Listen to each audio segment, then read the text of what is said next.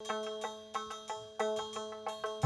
punto, yo creo, que de conexión entre el feminismo y marxismo es que el feminismo se puede comprender como también una hermenéutica, una filosofía de la sospecha. La idea de que el feminismo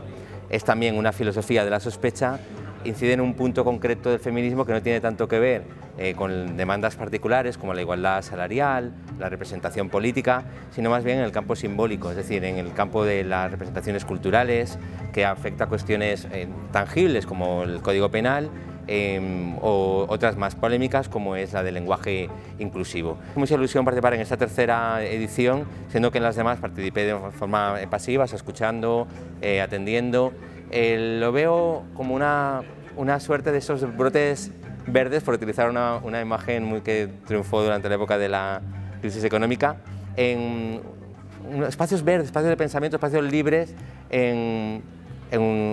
una ciudad compleja como es Valencia. Lo veo como un acto de valentía, lo veo también como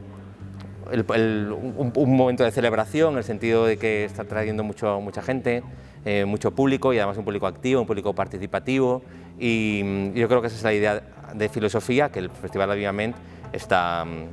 tratando de impulsar y en la que me identifico plenamente.